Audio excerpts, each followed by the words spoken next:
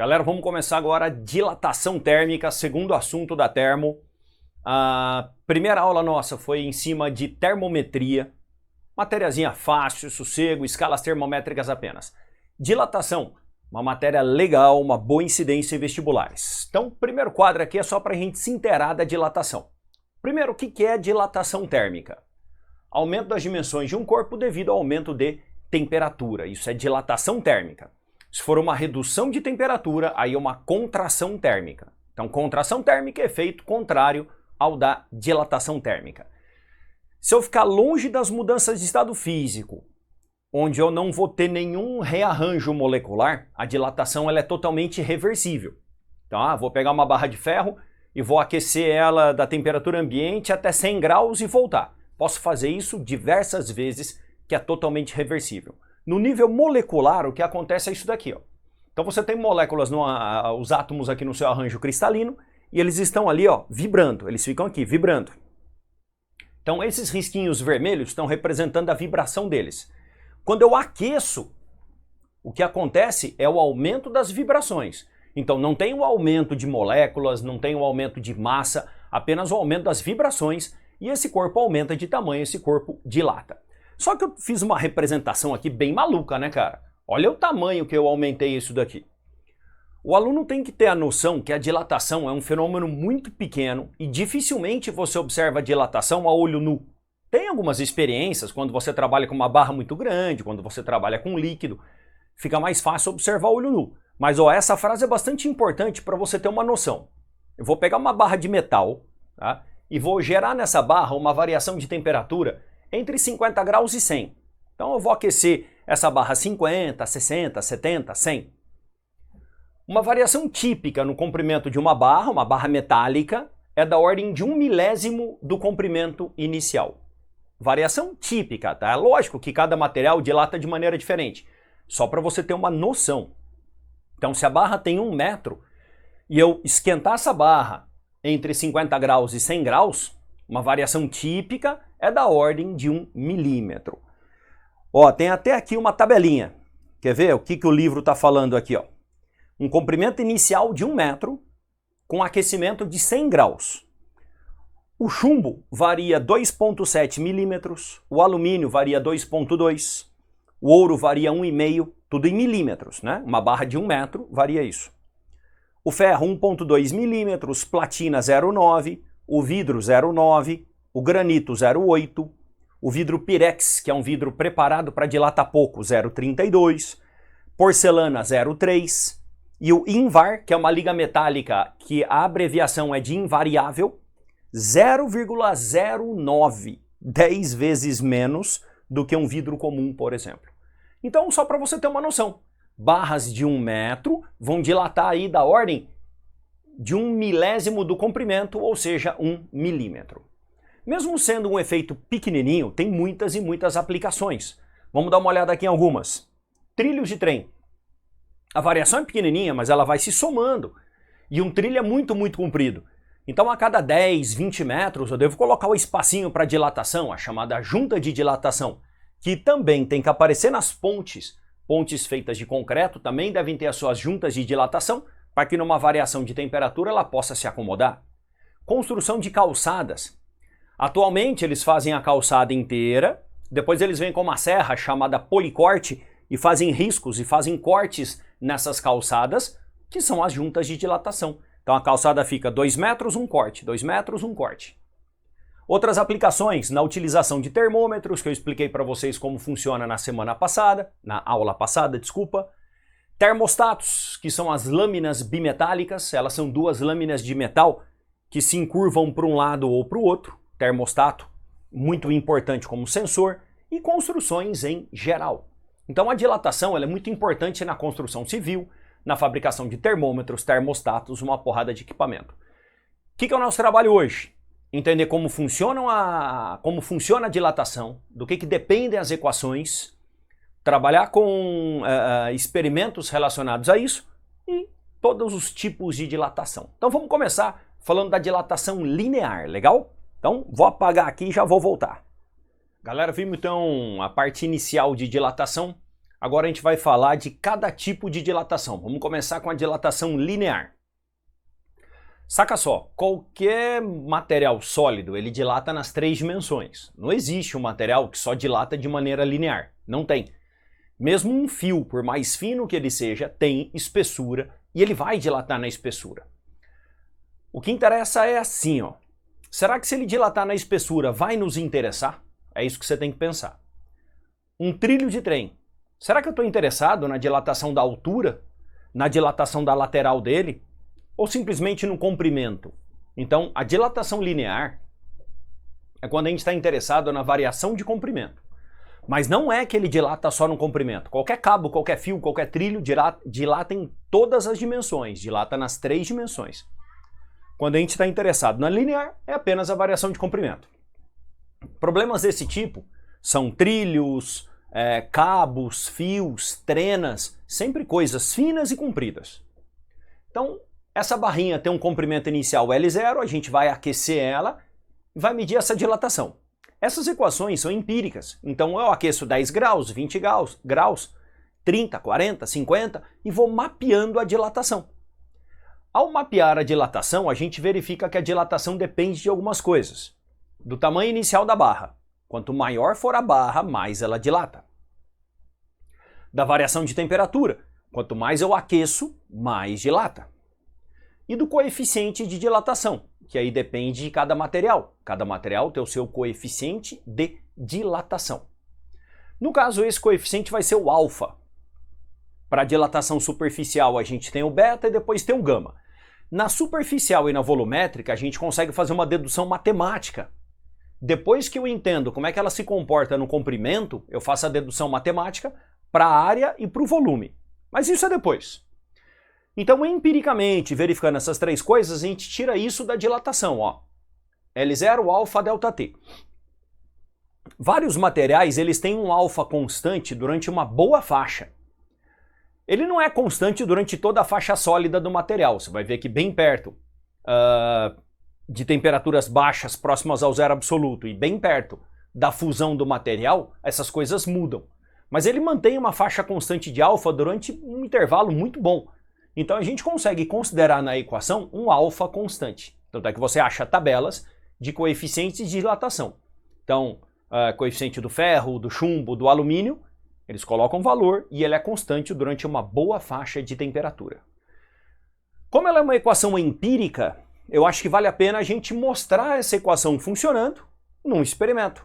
Então eu vou bolar uma experiênciazinha aqui agora de dilatação linear. Vou focar a câmera bem pertinho e a gente vai ver como é que vai proceder aí a dilatação linear de uma barrinha de cobre, legal? Vou dar uma pausada, ajeitar a experiência e já volto. Galera, a câmera então ficou bem focadinha aqui, ó. Vai mostrar só a minha mão, mas o que interessa é a experiênciazinha, né? Primeiro passo, vou te explicar. Isso daqui é um caninho de cobre, tá? Virando aqui, ó. Isso daqui é um caninho de cobre. Ele tá amarrado por 2 elásticos. E ele tá ligado nesse tubo flexível, que vai ser ligado aqui no Erlenmeyer, onde eu vou ferver essa água que tá aqui. A água fervendo vai passar por dentro do caninho e vai aquecer o caninho por inteiro.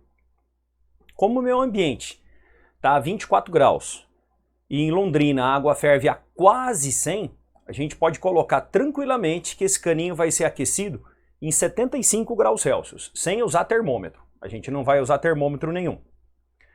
Agora eu preciso medir o comprimento inicial desse caninho. Isso já foi pergunta de vestibular. O cara perguntou assim, ó. Você deve medir o comprimento inicial daqui, onde eu estou com o dedo, até essa escala que é o arame que está aqui, tem um aramezinho aqui, ou você deve medir daqui até o final da barra. Você deve medir até onde está a tua escala, até onde está esse arame aqui onde eu estou com o dedo. Tá? E depois eu vou focar a câmera bem pertinho para você ver esse arame movendo. Então o comprimento inicial é daqui até onde a gente tem o arame. Pega uma trena aqui, ó. Isso daqui vai dar 36 centímetros ou 360 milímetros. Agora o que eu vou fazer, eu vou ligar aqui. Então a gente tem o comprimento inicial, a gente tem o ΔT. O que eu vou conseguir com esse arame agora é o ΔL. Vou te explicar como é que é o ΔL. Eu calibrei esse arame para saber quantos milímetros ele gira, quantos milímetros esse caninho vai para frente a cada volta que o arame dá. Eu fiz essa calibração. Então, se esse caninho for 8 milímetros para frente, o arame gira 360 graus. Com isso, eu vou fazer uma regra de 3. Então, eu calibrei antes. Para 360 graus de giro do arame, essa barrinha tem que dilatar 8 milímetros. Com isso, eu vou fazer uma regra de 3. Agora, eu vou te mostrar quantos graus essa barrinha vai girar quando isso aquecer. Então, eu vou jogar a câmera bem focada agora, bem focada mesmo. Aí, galera, a câmera está bem focadinha, o ponteiro está em 90 graus, e você já pode começar a olhar aqui que a água está começando a ferver. Então esse tubinho já vai começar a aquecer e a gente vai ver o giro dessa escalinha. O tubinho já está aquecendo. Tem que sair vapor aqui pela pontinha do cano. Olha a dilatação acontecendo, galera.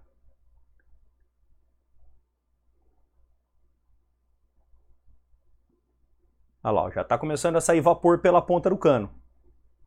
Aí, saiu o vaporzinho pela ponta do cano, significa que ela já aqueceu por inteiro. E aí a gente pode olhar aqui pela câmera que ele foi de 90 graus até 115. Então ele dilatou 25 graus. A variação desse caninho foi 25 graus. Processo reversível. Então agora eu vou desligar o fogo e esse caninho tem que voltar. Então vou apagar o fogo aqui, vou dar uma pausadinha para apagar e vamos ver se esse caninho volta. Fogo desligado. Vamos ver esse caninho voltando.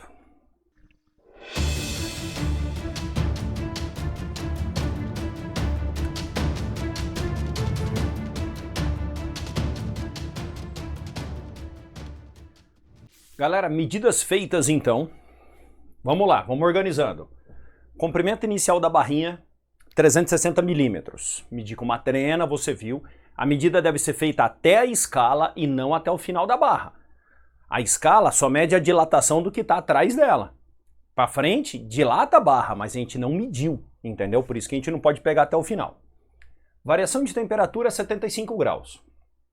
Esse pode ser o erro do experimento, né? Porque eu não medi, eu peguei pela temperatura do meu estúdio e a temperatura de ebulição. Uma variação de 75, aceitável. O ΔL eu vou fazer agora. Havia calibrado aquele arame, uma volta dele 8 milímetros e girou aqui 25 graus. Com isso, o ΔL vai ser 25 vezes 8 dividido por 360. Deu 0,55 milímetros. Lembra que eu falei para você que as barras dilatam em torno de 1 milésimo do tamanho dela? Tá aqui, ó, o tamanho dela. Isso daqui é 1,5 milésimos. Tá? Agora, vamos para a equação da dilatação. ΔL, L0, alfa, ΔT. ΔL 0,55. O L0, 360. O alfa eu vou achar. O ΔT, 75. Alfa igual. Vamos lá. Como a experiência, né, cara, dá tudo quebrado mesmo. 0,55 dividido por 360 dividido por 75. Tá dando aqui, cara, o alfa da barrinha 2,0 vezes 10 a menos 5 graus Celsius a menos 1. Esse é o coeficiente de dilatação do cobre, calculado pelo nosso experimento. Vamos ver se a gente acha aqui. Eu tenho um livrinho, tenho aqui, ó. Cobre. Chumbo, alumínio, ouro, ferro, platina. Pô, só porque eu falei não tem cobre aqui. Não tem cobre aqui. Tá?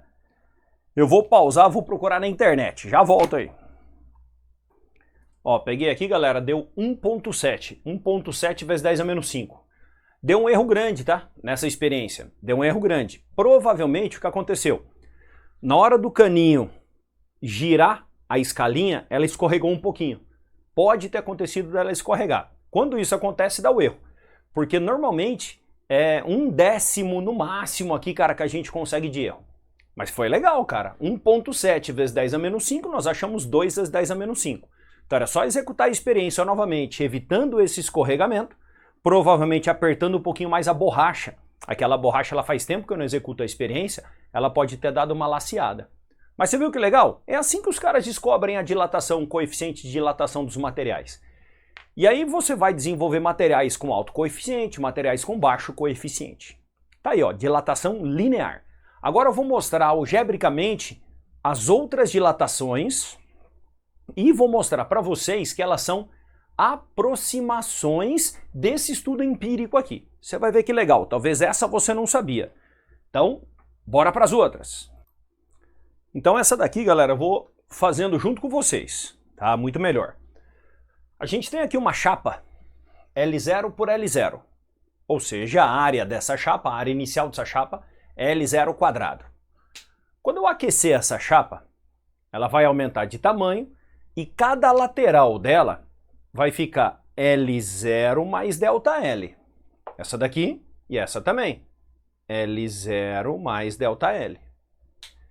Então, qual que é o tamanho final da chapa? O tamanho final da chapa é o L0, desculpa, o tamanho, a área, né? Estou interessado na área.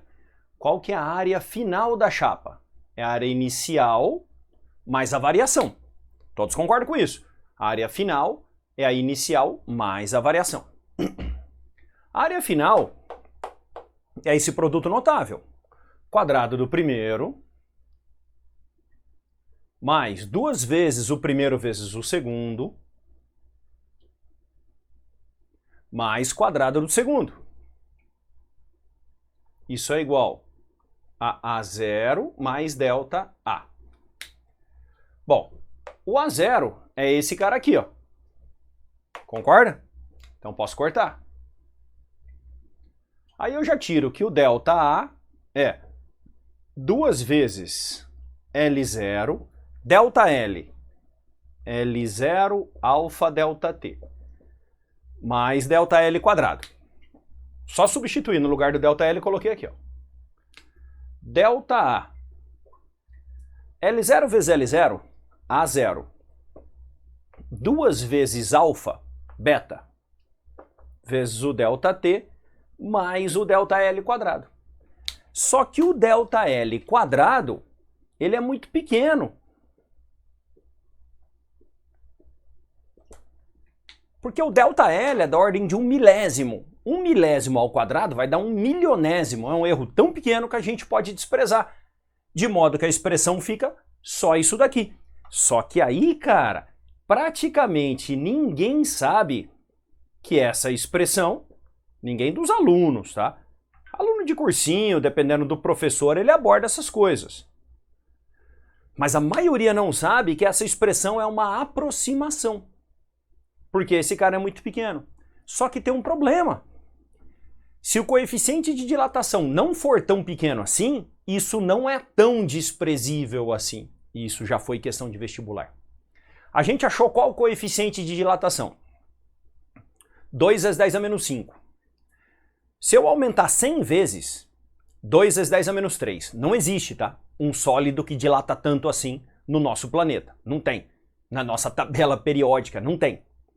Mas vamos supor que eu fabrico um sólido maluco, um engenheiro, o teste pode inventar. Falar que descobriu um material que dilata 2 vezes 10 a menos 3.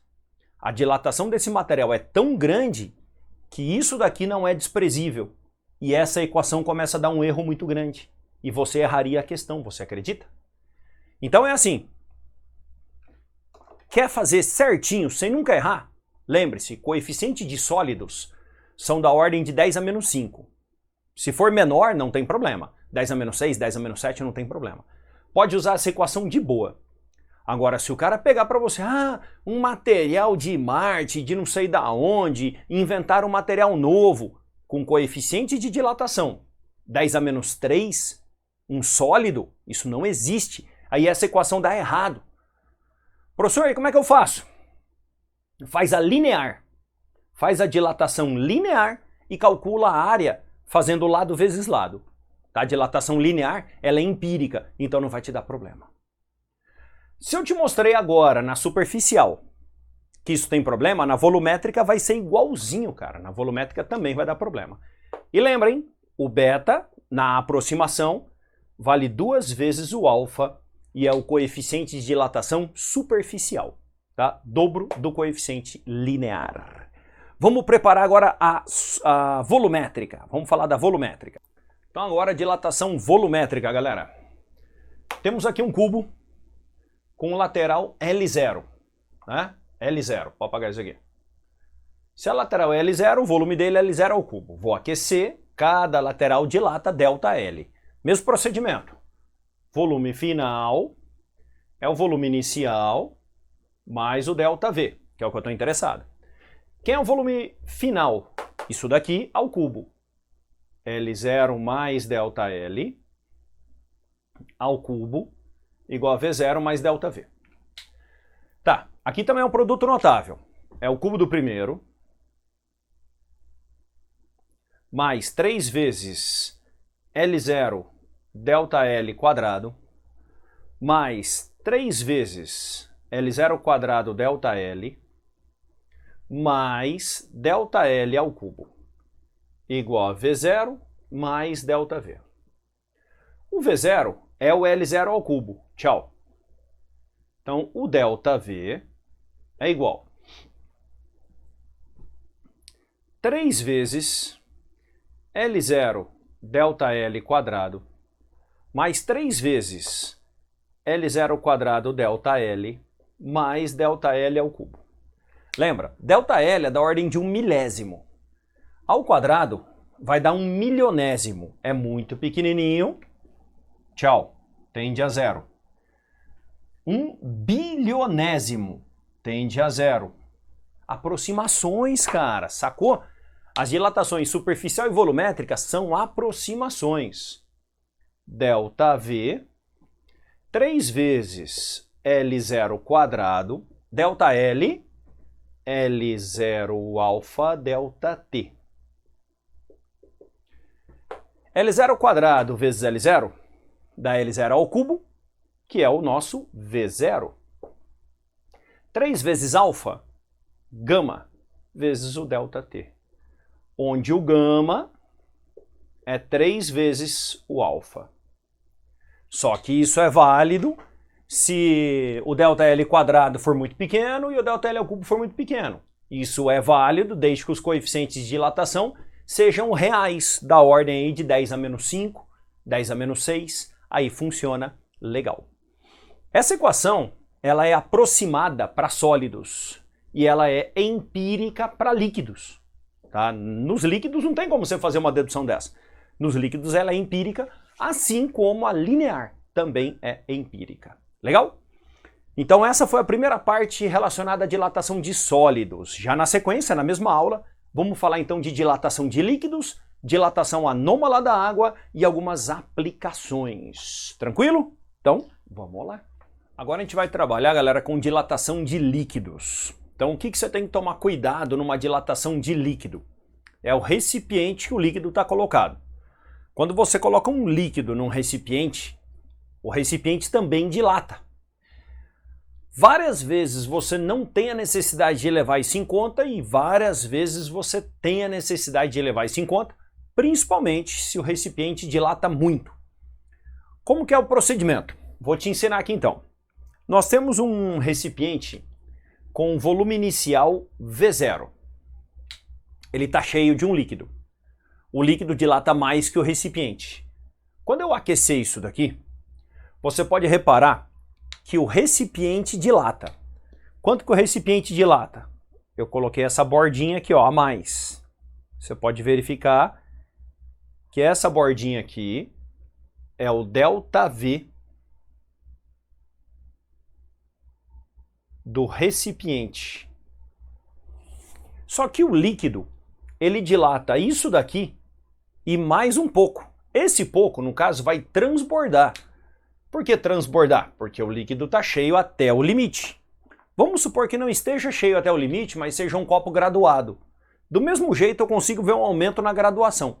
O aumento da graduação ou o líquido transbordado, nós chamamos de ΔV aparente.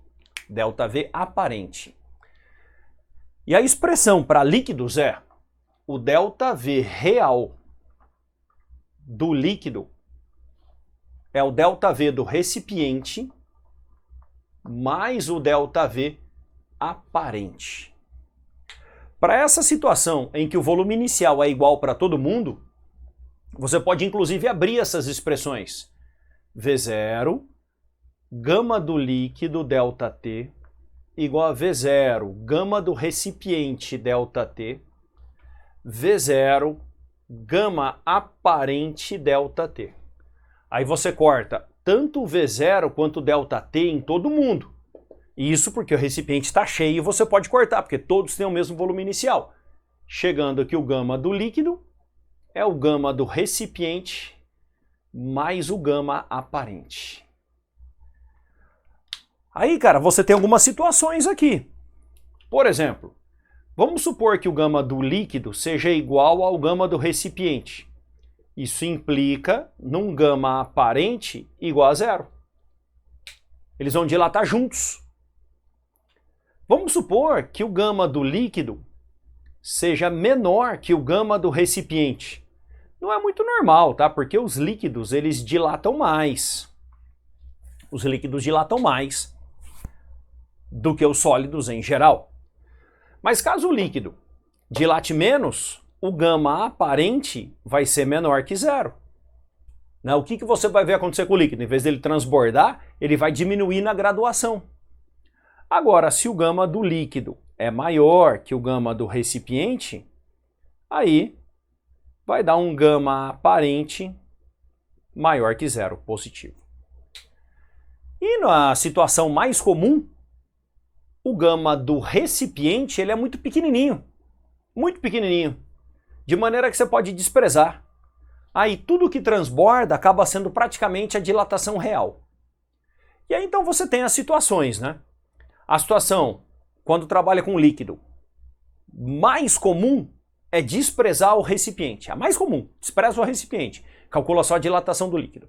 E quando os caras são mais entojados, aí ele te cobra a equação completinha. Na verdade, essa equação aqui, né? A variação de volume do líquido é igual a do recipiente mais a aparente. Ele cobra isso daqui.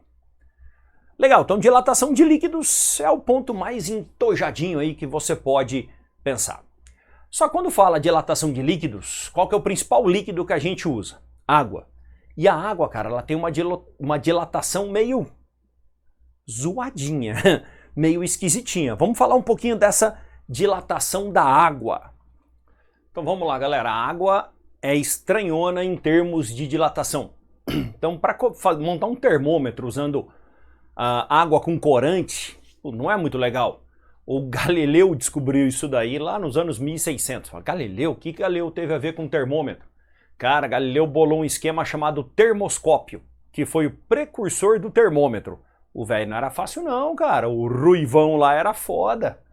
Galileu era ruivo, uma cabeleira vermelhona assim, sabe?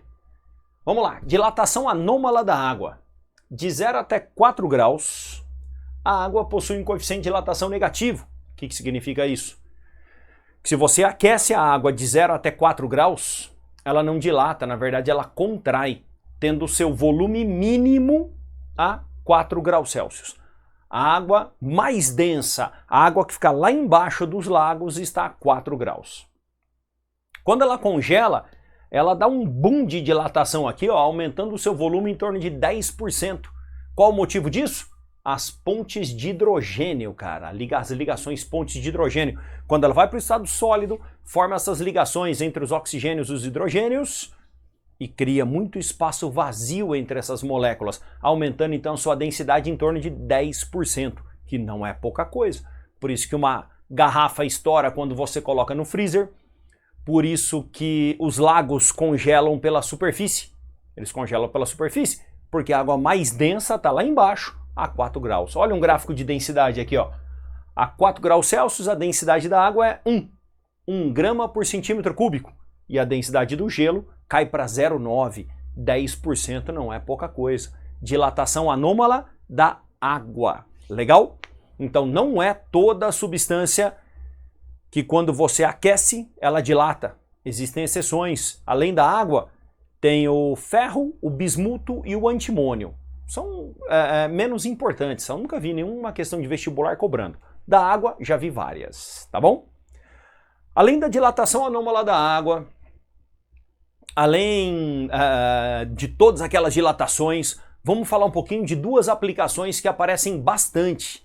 Duas aplicações. Uma delas fala sobre uma chapa com um furo no meio e a outra delas fala sobre lâmina bimetálica. Essas aplicações são importantes e aparecem demais. Vamos ver. Então a gente está finalizando a nossa aula aí de dilatação. Vamos passar algumas aplicações, ó. Lâmina bimetálica. Lâmina bimetálica, cara, ela é usada em termostatos. Bem comum. Um secador de cabelo tem, uma sanduicheira, uma chapinha, um grill, um forno elétrico, um ferro de passar roupa. Tudo isso tem a chamada lâmina bimetálica. Ela é uma chapinha bem fininha, cara, feita de dois metais. Um metal dilata menos, outro metal dilata mais. A gente já viu que os coeficientes de dilatação, eles mudam com os metais. Na temperatura ambiente, elas têm o mesmo tamanho e estão soldadas. Quando eu aqueço, o metal que dilata mais fica maior. Ficando maior, ele fica por fora de uma curva, né? Porque por fora de uma curva sempre a distância é maior. Então, quando eu aqueço a lâmina bimetálica, o metal que dilata mais fica por fora. Agora, se eu resfrio a lâmina bimetálica a partir do ponto que ela está retinha, o metal que dilata mais também contrai mais. Aí ela vai envergar para o outro lado. Por esse motivo, ela pode ser usada muito fácil como sensor de liga-desliga, como um termostato. Imagina assim, eu coloco aqui, ó, um contato elétrico, onde ela está ligadinha aqui, ó. Aí eu vou resfriar essa lâmina. Acontece com o contato elétrico, ele desliga. Se o meu contato elétrico tiver que desligar no aquecimento, basta eu jogar ele do outro lado. Se eu jogar ele do outro lado, ele desliga aqui. Então é um contato elétrico que liga e desliga mediante a temperatura.